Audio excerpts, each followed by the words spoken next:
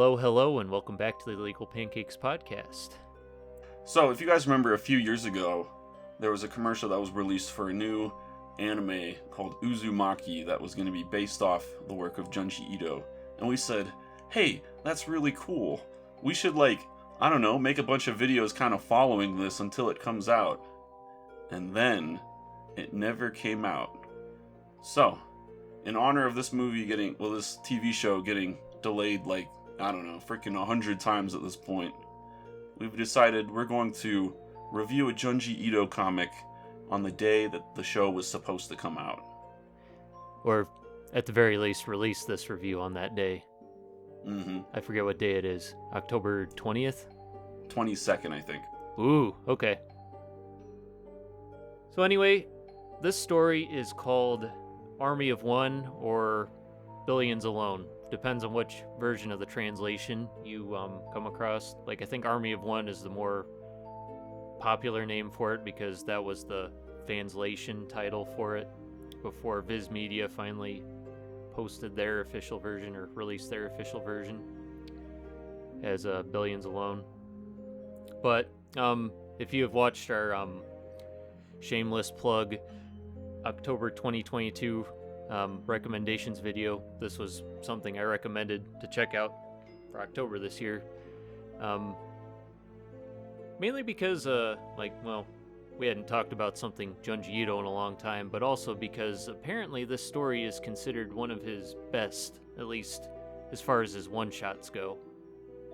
So, anyway, before we get started, this is probably, because of how short this story is, there's probably not going to be a spoiler-free section other than this first couple minutes. So, if you want to check out the story before, you delve into this video, before we delve into our review, check the comments below. I will post the link to the to a version I found on Imgur or whatever. But yeah, just remember to read from right to left because it is manga. Let's dive into this freaking wild story that you made me read. Yeah, forced at gunpoint. Mm-hmm. From 12 states away. Okay, so the basic setup to this story is that there's this guy named Michio who, for some reason that does not really get explained in the story at all, has shut himself in for the past 7 years. I think it's middle school. So he's turning 20. He's been indoors or in his room for the past 7 years, and he kind of hits a little too close to home. Oh, don't be one of those people. No, I'm talking about Skylar Gill, not me. Oh, okay. No one will know who that is. Yeah, exactly. I thought you were people. Yeah, there might be one person who knows who we're talking about, but yeah. Okay, I was gonna say if you're gonna say Gwoof, I would literally shoot you. Okay. I know you have a gun pointed to my head right now. Exactly, from 12 states away. Better not move. But where was I going? So anyway, should I just do a plot recap? Yeah, let's just do a bit of a story recap. So he's a shut-in. He's yelling at his mom, all that stuff. He's got his edgy Japanese boy hair. Yeah, it's actually not too bad, but it is pretty messy. I mean, you don't have to go outside, so yeah, he won't really he doesn't need to comb it or anything.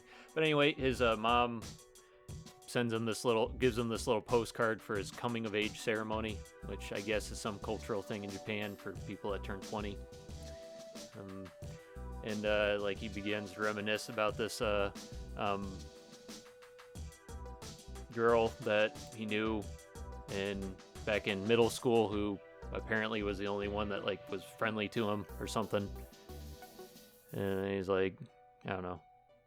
Yeah, it's not very clear what their relationship was beforehand, but yeah, he thinks she was one of the popular kids, so he's oh, she was probably just trying to be nice or whatever. Mm-hmm. But anyway, oh yeah, before we get into move the story forward a bit, so the story starts out with this guy walking his dog, and he finds two corpses that are kind of sewn together with a fishing line. And there was kind of a news report that was going on while the story was starting. Kind of forgot about that. Yeah, it was a couple that had disappeared mysteriously, and then they reappeared sewn together with fishing line in some random pond in Japan. But anyway, so after Michio's done reminiscing about this girl, Natsuko, I think is her name, what happens? She appears at his door, or something. Yeah. And I was like, hang on. Is this Kyrie from Uzumaki? Okay, I wasn't going... Or does... I'm not the Or does only one. Junji Ito only know how to draw 15 different characters? Yeah, Junji Ito, I love your artwork, but holy shit, you have a bad case of same face syndrome with a lot of your protagonists and little side characters, but yeah. And it's not even like anime, how like a lot of anime characters look similar. It's just, I don't know, it's just his art style. Yeah. Oh dang, I forgot about the weird, the weird thing that happens on the radio. There's like this. Is it supposed to be a song or is it just a weird voice? It's supposed to be a song, I think. Okay. So yeah, he hears the song after, looking at the postcard, and then, she shows up the next day. Spooky. So she pretty much tells him that she's putting together this class reunion at the same time as the coming of age ceremony. Which and seems a little early to be having a class reunion. Yeah. I mean, if you're 20, you probably graduated when you were like 16 or 17, the earliest, being generous, Yeah, I don't know when the final year of college for... Yeah. I thought it was 18 for Japanese, so that's like only 2 years, yeah. It's like 5 would probably make more sense. But anyway, she's like planning it with another crew, or with some other friends, and like around the corner at a diner, and so she's like invites them to it, and pretty much they're all talking, shooting the shit, trying to, well, not really catching up at all. Like, they're just like, oh, do you remember me? And he's like, yeah, I remember you all. That's how it always is in high school. It's like, hey, do you guys remember me? It's like, yeah, I remember you. Oh, why haven't you talked to me in years? Because I didn't want to. Yeah, pretty much. That's not from the comic. That's me in real life. Oh, yeah, I knew. Okay. Yeah. So I love the t-shirt he's wearing. He's wearing a t-shirt that just says 35 knots on it. Like, yeah. Maybe that's a band, but... Yeah, that's what I was wondering, because like there's a lot of things that I don't know if they're like they were like originally kanji or not, like Japanese lettering, but I assume that's something that isn't, because it looks like it's drawn each time. So yeah, it might be. But anyway, so yeah, they do kind of, like, one of the guys kind of gives them, like, they're kind of passive aggressive to him, or at least one of the guys is, about, being locked up. And they're like, hey, you should come to this reunion and stuff. You can come out more. Then one of the guys at the end of the table is like, hey, I know how you feel. Like, man, if I had the choice, I'd just stay locked up as well. I don't want to deal with no coworkers, no boss, man. None of that boring ass shit, because it is all downhill from here, man. Smoking a cigarette and shit. Yeah. Yeah, but anyway, like the big thing from the them all meeting, he finds out that Nezuko or whatever is actually engaged to that one guy, the cigarette guy. And then so Michio kind of gets bummed out. It's like, I'm gonna just go home and mope. So he does. Then kind of last minute, the one guy that was giving him grief invites him to like a singles mixer, or like a blind group date or something. Like, I think that's what they call it in the Viz version. And then Michio pretty much turns him down and whatnot. Then on the way back, we get our second kill, where he walks by some kind of like I don't know what to call it, like a large gutter, ravine or something, and there's 6 bodies that are all tied together and tied up with fishing line. Yep, a mix of men and women. So our kill count is up to 8 now. Yep, that we know of. And while people are gawking at this, a plane flies overhead and a bunch of flyers get thrown down, or sent down. And Michio picks one of them up, and what do you know? The words on it are the same as lyrics in that weird radio hijacking song. And at the end, like it's titled like the Army of One or Billions Alone Club. Yeah. And another thing I should point out about the song is that the song is about, like the first line, it says, "Nobody likes a lonely only, everybody join hands, now everybody join hearts." So it's, I don't know, I can't tell if it has any deeper meaning, but it sort of sounds like it ties into our protagonist in a little bit, because it's saying, hey, don't be a loner, get together with everybody, even though he doesn't want to. Yeah. But anyway, so Michio goes home, he's kind of chatting with one of his friends. Oh, and another weird thing that kind of messed with me a bit, this is kind of a side note, I didn't realize that the chats were read from bottom to top. Is that what was going on? I couldn't figure it out. I was like, are these emails? What's going on? Yeah, I forget how badly it's cut off in the translation, but looking at the Viz version right now, like they cut off a lot of the text, and it's kind of hard to read. Mm-hmm. But anyway, yeah, you have to go from bottom to top. Like he's talking with this guy named Anz or whatever, ANZ. Don't know who this guy is. I don't think he appears in the fanlation. It's Anzu. It's got a U at the end. Oh, okay. Yeah. All right, but yeah, they're talking online, and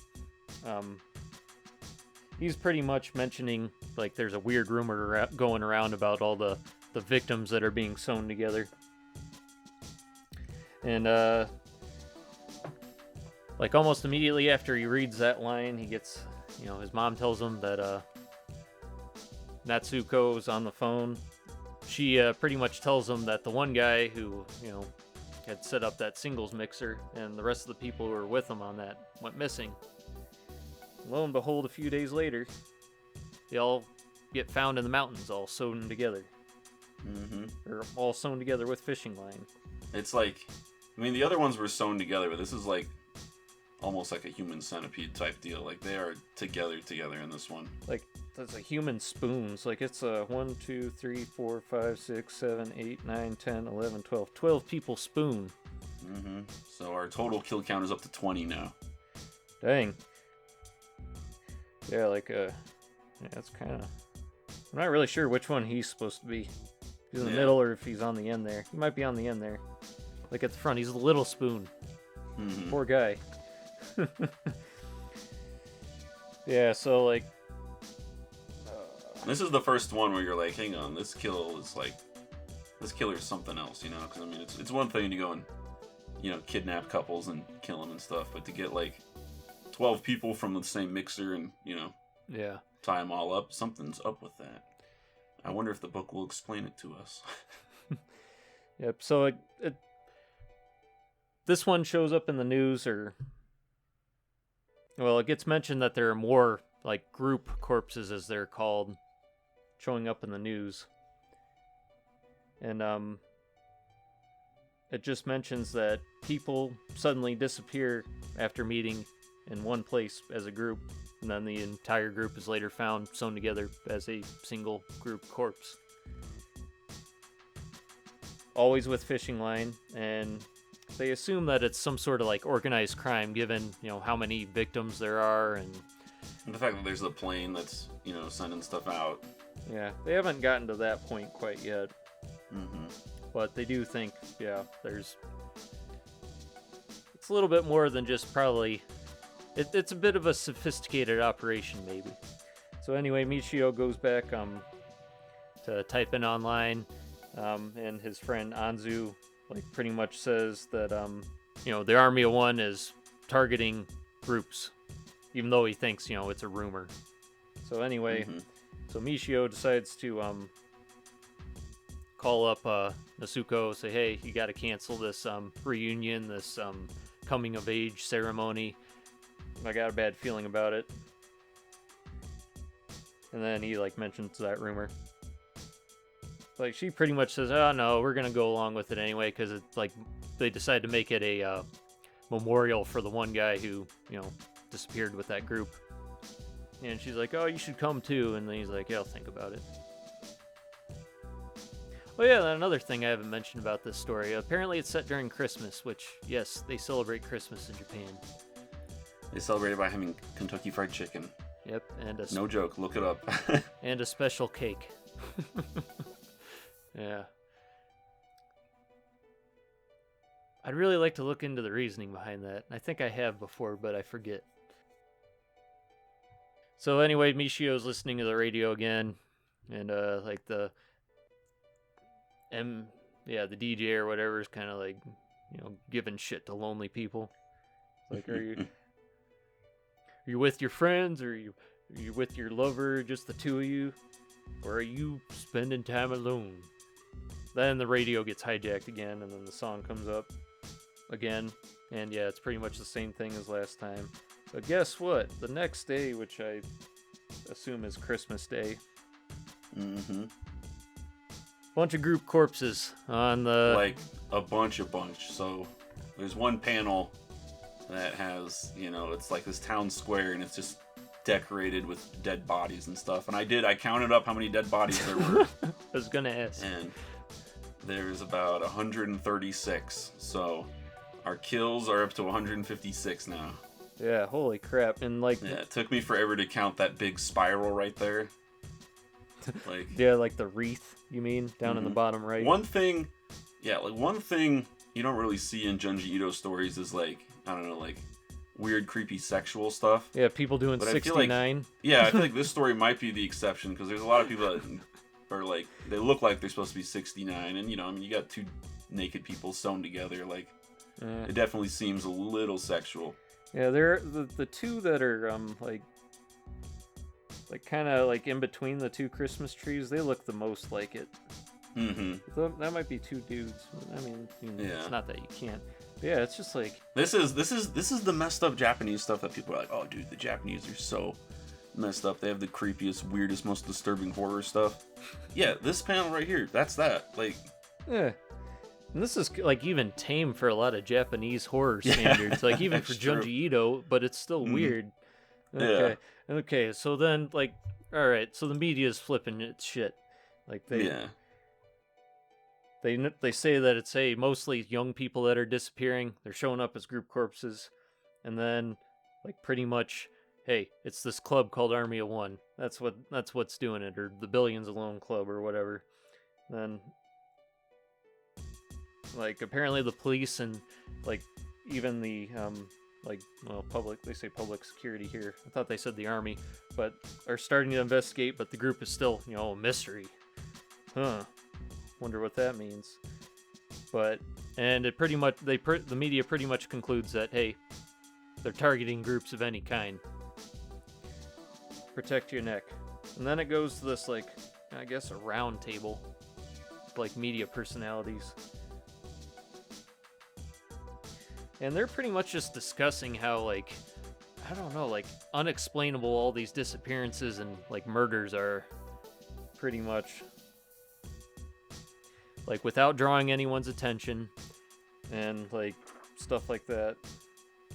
And then, like, another curious thing is that one of the guys mentions that none of the victims appear to be, like, injured in any way, aside from being, sewn to other people, of course. And they don't seem to show any signs of having resisted. And, it's kind of like crazy to think that so many people wouldn't try to, like, fight back against something like this. And then, like, one guy's like, oh, I feel as though it is a power that surpasses human knowledge. Like, what's really going on? Then there's another guy who's like, oh, it's aliens. Which, like, sure, Yeah. Yep, and then they conclude the same thing that the newscaster said. It's like, being in a group is dangerous. So, yeah. Then it gets revealed that, local governments are starting to close off, shut down any large group events, like Coming of Age Day. But apparently in the city that Michio's in, it's still taking place, because the city's kind of confident in its security detail, and then, a lot of the young people spoke out in favor of the, ceremony still happening, probably part of it having to do with the memorial for the one guy. I just want to look up his name, because I feel bad for not, like, saying it. It's like Keisuke or something. Yeah, Keisuke. Then it cuts to the day of the ceremony, You can see their security guards outside, loudspeakers directing people where to go. So Michio's kind of creeping outside of the ceremony, and unfortunately, he's looking for Nezuko. He's kind of worried about her, but unfortunately, one of the guards catches him, and then he starts questioning him. He's like, "What are you doing here?" He's like, "Oh, I'm nobody." And then a bunch of other guards start joining in, and they start roughening him up a bit. My gosh. They're beating him up. Yeah, and Nezuko, sees them doing this. Like, hey, what's going on? Like, oh, he's invited. He's part of the party. Yep. It's like he was my junior high classmate. He's a new adult or whatever. He's just very shy. That's why he didn't go in. Also, this is where I say she's got a really cool outfit on. It's like one of those big traditional Japanese dresses. I don't know if people actually wear those in Japan still, but yeah, it's got a weird fur collar to it. Yeah, the fur collar is the most interesting part. Yeah, I didn't know the Japanese really wore that much in the way of fur. Yeah, I have no idea. Okay, yeah, it looks nice. But anyway, the guards pretty much direct them inside. They're like, hey, the ceremony is starting. And of course, up until this point, you saw people walking in earlier. So then they go inside. And then they walk in, and the place is completely empty. Congratulations. I just had to say that. Yeah. And they're like, no way. Yep. And then Nezuko kind of puts two and two together. He's like, oh no, it's a group disappearance. And then she starts flipping out. And I don't know if it was mentioned beforehand, but her fiance was already in the ceremony, or the auditorium. Oh yeah, that's right. Yeah. He's not there anymore. Nope. Yep. Imagine that your whole class disappears. 500 except one other people. person. Yeah. Our class wasn't even that big. No, not at all. We weren't even 200. We were barely 150. Well, we weren't even 150. Yeah. Yeah. So 500 people disappear, and it should not have been possible. Oh. And then a few days later, of course, a spider web of misery. It looks really cool, and I was gonna go in and try to count every single individual corpse, but there are too many. Rob, it already said 500. I know. But I felt like that was too simple of a number. Is it exactly 500 or is it? You could have counted all the chairs. That's actually what I ended up doing. I counted all of the chairs, and it is, by my count, you can go back and check. There's no reason to. It is 24 by 28. So that's 624 people max. I guess minus 2. So the max amount of dead bodies in there is 622. Bringing our kill count up to 828. On the high end. On the high end. On the low end, what was it at before? It was 156. 12 plus. So yeah. So it would be 500 plus 156, 656. Okay. So, that's a bit of a difference, but... Either way, that shit's gotta stink. Yeah. We're gonna go with the 828, because I did a bunch of math and counted a bunch of stuff, and I want this to be as big as possible. Okay. But yeah, the big spider web of dead bodies, that looks pretty cool, not gonna lie. Yeah. It looks like, I don't know, I feel like that would be a cool, enemy in, Doom or something, just Yeah, it reminds me what's that enemy from Castlevania? Is Legion, that's what I was gonna say. Yeah, that's what it reminds me of, yeah. He is one, he is many. Mm-hmm. Yeah, that's I was gonna mention that, but I don't know what they're held. I don't know what Legion's corpses are held together with, corpse just glue. Magic. Yeah. I don't know. Probably. This is the part where I have to say, is it really fishing line? I mean, fishing line's strong, but look at all that. That's yeah. I don't know. Hey, it's suspend your disbelief. Yeah. Yeah. So anyways, after that big old web of misery, people are apparently starting to avoid each other, holing themselves up in their rooms for the fear of being, considered to be in a group. Even married couples, even, mothers from their children, everyone's freaking out. Yep. And, like, yeah, you got a good reason to. Yep. So anyway, at some point after, the isolation sets in, actually, I don't know if he calls her or she calls him, but anyway, Michio's on the phone with Nasuko. He's like, I wanted to call you now that things have kind of started calming down a bit. Everything's a mess right now. And maybe the phones are probably gonna like stop working at some point. Oh yeah, so he was the one that called. He said like, so I thought I'd call. Like, thanks. But like, it's very clear she's not taking her fiance's disappearance well, let alone the isolation. She's like looking at pictures of him. She's like, it's weird. Even if he were alive, I wouldn't be able to see him, even with email and phones and stuff. Mm-hmm. Like, it wouldn't matter. All the great technology of the turn of the century. Yep. And she's like, I'm lonely. And like, I'm so lonely, like, that I want to die. And so Michio's well, you probably shouldn't do that. Yeah, pretty much. She's like, if it's okay with you, I mean, I could come and see you. He's like, yeah, go right ahead. So he goes outside. Mm-hmm. Actually, he tells his mom first. But yeah, so like he's outside and the streets are empty and stuff, and it's like, yeah, I just wanted to see her. Mm-hmm. I wouldn't mind becoming part of a group corpse if it was with her. Yeah, something corny like you that. Freaking simp.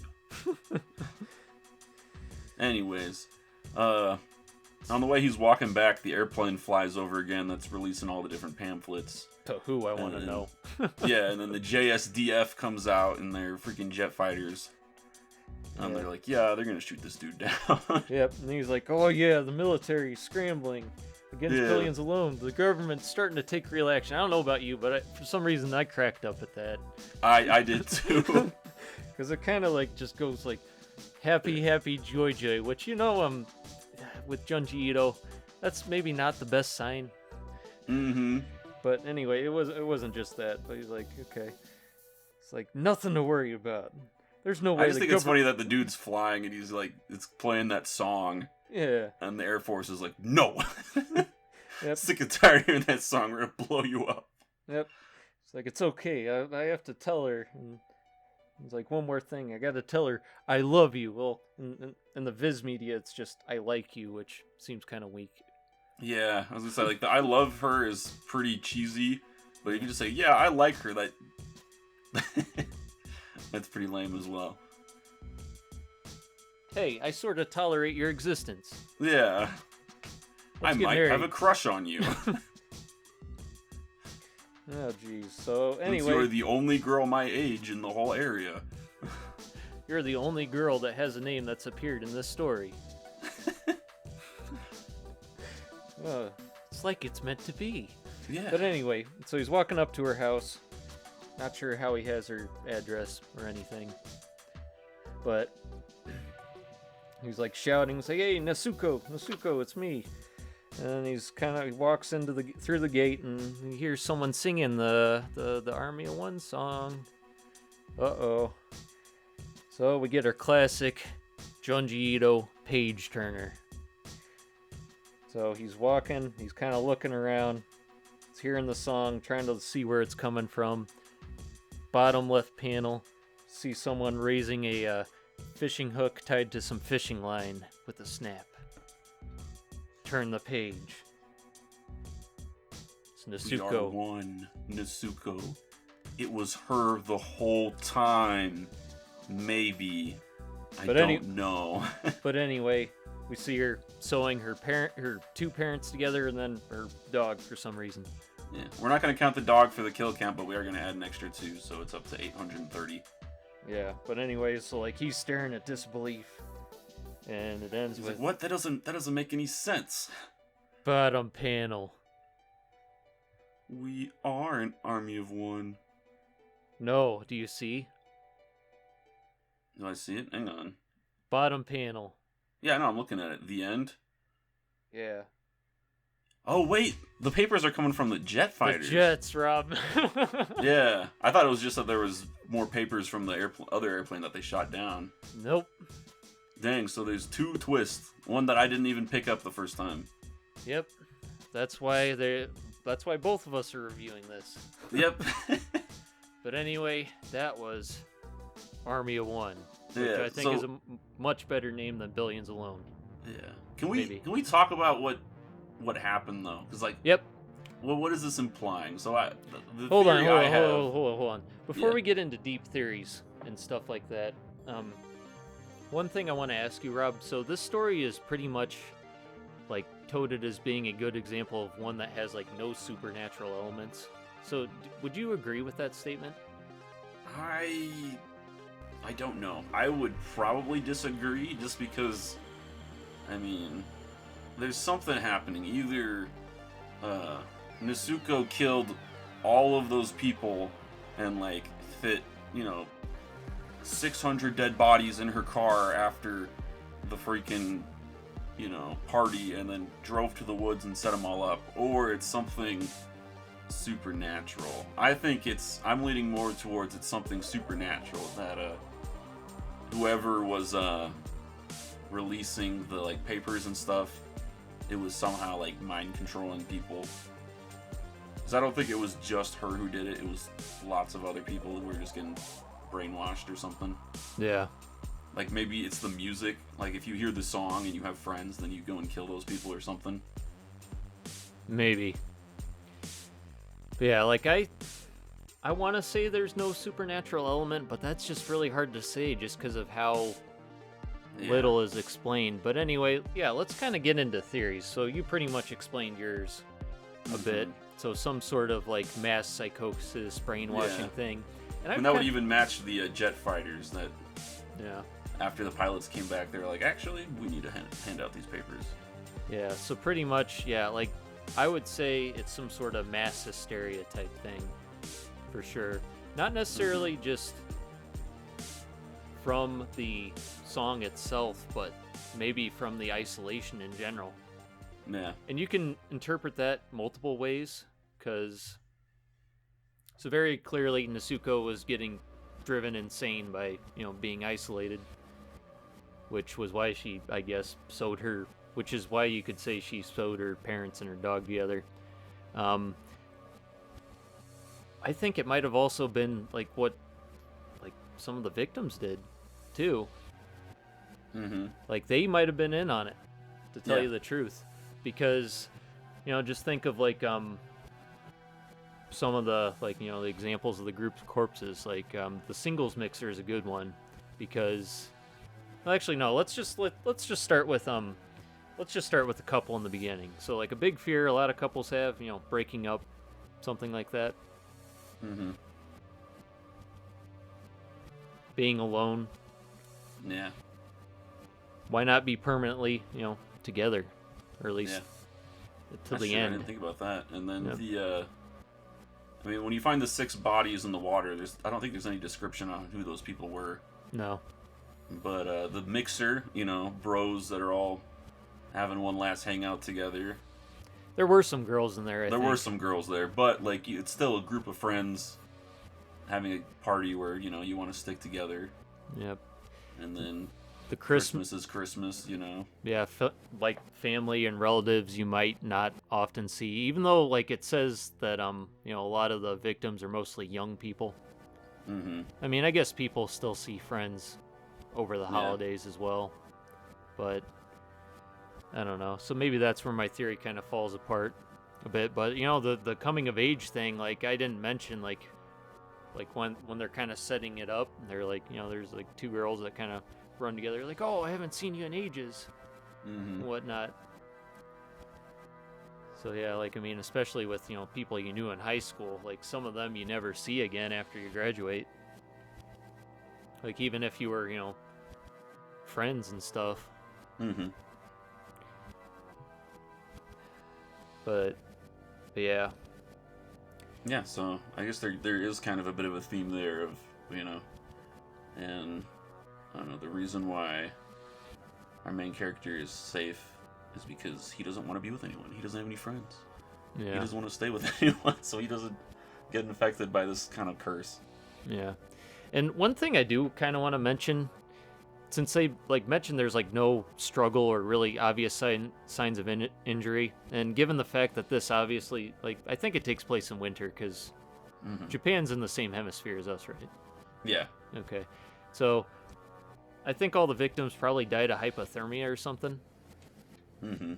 Which, you know, given the fact that they don't have any clothes on, it's kind of obvious. But yeah, but I don't know. One of the weird things that I've known about I know about hypothermia is there's some stage of it that's really close to the end, like before it kills you, where you just pretty much just like give up all hope of ever, you know, going back to a normal body temperature. Like you'll get rid of your clothes and stuff like that. So I wonder if you can kind of read into it that way. Like, you know, sort of the willing, but at the same time, maybe not 100% willing victim thing. Yeah. I also kind of find it weird that, like, you know, half the women have full underwear and some of them don't. Or, like, well, actually, like, even with the Christmas one, you see a lot of man ass. And some of them do have their underwear, so that's weird. Yeah. I think he was just trying to keep it PG, which I guess it technically isn't PG because there are a few boobs, but... Yeah. PG in the 70s. Yeah. All right. Oh man, there was another thing. So, yeah, like I think just kind of to conclude this a bit, I think like one of the limited things that I think the story, well, one of the things working against the story is just how short it is. I think it could have benefited from being a little bit longer, maybe even like a 2-part thing to kind of, I don't know. I get the idea of a lot of Junji Ito stories is you're not supposed to really know what's going on, that it's supposed to be scary because you don't understand it. Yeah. But, I don't know, it would have been, I think this one would have been a little better if there was a bit more of a clarification. You know? I mean, maybe you could have at some point in the story they find someone else who is tying up people with a fishing line and they arrest him and they're like, oh, everything's good now, and then another group of people disappear, you know? Yeah, that would have been like way too obvious of a choice though, because I think he's done that with other stories. I mean, that was just the first thing that came in my head on how you could make it longer but also explain that it's some kind of weird psychosis thing that's happening. Yeah, for like, I don't know how much, like, any way of like adding to it that wouldn't like ruin the mystery of it, because that's another good thing that I think that is a good thing I think it has going for it, just that, you know, we're able to have this long of a discussion about it, even though I guess most of this review so far has just been the synopsis, but hey, that's the fun part. But yeah, so yeah, kind of in like, to tie this all up again, I've already said that, my goodness, I don't think most people will like this story. Especially if you fall into like one of 3 categories, and maybe this is for Junji Ito in general, but if you don't have that good of an imagination to fill in the gaps that he leaves out, if you need everything like spoon-fed to you pretty much, you need a lot more like info and stuff like that, which I mean I guess kind of ties into the first part. And then third and most cripplingly, like, if you need all your story, you know, if you need your stories to be logical and stuff like that. Junji Ito stories are not very logical. Junji Ito is probably not the writer for you, but then again, if you're expecting like full on like logic all the time from horror, especially psychological horror, like, you know, you're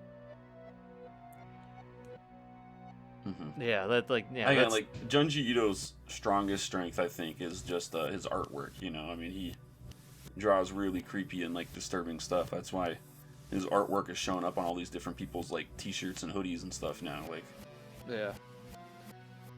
So I mean, like, he has really cool art, and that is kind of the main thing you go in for. Is it's really cool seeing these creepy pictures of, you know, bodies being tied up, and there is a story that goes along with it that can help elevate that creepy factor. But if you took the story and got rid of the art, nobody would care about this. Yeah. Then this is like I said in the recommendations video, this is a really good example of a Junji Ito story, which is probably why it's at least highly regarded from, I don't know, in some way or another. I still don't know how that's qualified. Because I found just as many people who were confused by the ending. Oh as yeah, I did. saw a bunch of people online that were like, wait, so she killed her? Yeah. She did it? Yeah. It's like I want to describe the last panel as the killing joke, but it's not like that up to interpretation what happened on that front, even though there's still but yeah, it's a good example of a Junji Ito story as far as not that much explanation to what's going on, because that's his type of horror. It's his Lovecraftian element instead of since he's a visual artist, he has to show you more, but he won't necessarily tell you as much. It's kind of opposite of Lovecraft a bit, because he won't always describe his creatures and stuff like that. He'll leave it up to your imagination, but also in the fact that most Junji Ito protagonists are screwed from the beginning. Yeah, and that's why I laughed at the one that one panel. It's the one uptick's oh yeah, the government's gonna help, we got this, because it's oh man, that yeah. The other big staple of Junji Ito stories is that the not even necessarily the side characters, but the other people in the story are just brain dead stupid, disposable. Just very say it. very disposable. Yeah. But Yeah. again, not even just disposable. They just make stupid decisions. The one I can think of the most is the one about the weird balloons that are killing people. Oh yeah. And there's all these dead people outside, and the dad's oh well, it's time for me to go to work. I forgot about that. Yeah. Yeah, that's a good example of classic horror film logic. Illogic, I should say. Yeah. But it's funny at the same time, but it's also sad. Yeah, it's funny, it's sad, and I think almost to an extent it makes it creepier, just because and obviously you're supposed to put yourself in the shoes of the main character, and when you have a main character who's just surrounded by, people that are just completely incompetent, then it makes the horror seem a lot scarier, because no one else is going to be able to deal with it. Yeah. If the main character can't. And speaking of the main character, I think Michio is pretty interesting as far as a Lovecraftian or a Junji Ito type of character goes, because he does have a bit of an arc. He goes from being a recluse to someone who's a little bit more willing to go out, despite the fact that people in groups are dying. But the one thing I think could deserve some expansion is they don't really explain why he became a recluse. Yeah. Part of my theory with that might have to do with the fact it doesn't seem like his dad's around, so maybe his dad passed away and it really got to him. Yeah, that was my theory, was that his dad passed away or something like that, and he just kind of went to his bed and said, "Wake me up when September ends." Yeah. But yeah, so I don't know. Maybe that would be the one thing, and that's not even overly significant to do. You could do that in one page. I don't know. It might come off as ham-fisted, but yeah. So, what would you give this overall? Out of creepy Junji Ito heads. I'll give this one. I'll give it 4 Junji Ito heads out of 5. Maybe if I'm being generous, 4.5. But I think I'm just gonna stick with 4. Okay, I would say probably 4.25, because initially, yeah, that's a weird number, I know, but 4.25 to 4.5 out of 10. So yeah, 8.5. Yeah, 8.5 to 9, I would say. So the one thing that I liked about this story is that it didn't initially hit me. The more I thought about it, the more it just creeped me out about the whole situation, which is kind of nice. That's how you know you got a good psychological or horror work. It's like that's what happened to me with Silent Hill 2. It's like initially I wasn't impressed because, well, to be honest, a lot of people really talk that game up, and granted it does deserve the praise it gets, but like, you know, it just, I was playing it during the day, that was part of the problem. But yeah, like the more I thought about it, I was like, yeah, dang. So I still recommend checking it out with, you know, the caveats that, you know, you're someone with an imagination Mm-hmm. and doesn't crave for logic illogically. Mm-hmm. Or, you know. But yeah, it was definitely interesting to finally check out. And It's that's been all fun I to have to talk say about about it that. too. Yeah, I guess this might conclude. I don't know if this is our true Halloween special or not, but No. it's still gonna be part of our Halloween thing. Yep. Uh, It's coming out. Oh, it's coming out on the 20th, so it's definitely not going to be our special. yeah. Yep. It's just an additional video because we kind of slacked last year. I don't think This year as well. Yeah. Well, we've been. Hey, there's still like, we still have like half a month. Yeah, I know. We'll think of something. Excuse me. Mm-hmm. But yeah, I just figured we'd do something extra. I was hoping it was going to be much shorter than what it ended up being, but anyway. Yeah. Hope you enjoyed. If you did read the story, please let us know in the comments below what you think, what you would rate it out of creepy Junji Ito heads. Or you know, check out some of our other videos. What was the video that we started the creepy Junji Ito head on? Was that just the? Was that Uzumaki. the worst? Oh yeah, that's right. It was the Uzumaki one. That's right. Yeah, Or, go back if you enjoyed this. Go back and listen to those. You know what? Yeah, we made a video about his worst stories, and that one's a lot of fun. I'm actually pretty proud of that one. I want to do a follow-up to that someday. Yeah. But yeah, like that, like, yeah, we're like 2 parts into Uzumaki, and then we also have the review of the Uzumaki movie from like 2000 or 2001. Yeah. But yeah, it's like a decent amount of Junji Ito, but also check out, you know, our other Halloween videos from years past, our one from this year with our recommendations, and please post your own recommendations in the comments of that video too, or else we'll probably have to, you know, go with something Greg picked out. Which, I mean, he kind of, it wasn't bad this year, his selections. I might do a playthrough of the one, just for fun, or at the very least I'll talk about it. Yeah. All right, well, I guess that concludes this. I'm Robbie. This is Connor. I am. Yeah, you are. Now No. say you're the most powerful being in the universe. Why? I don't know, just be funny. I am the most powerful being in the universe.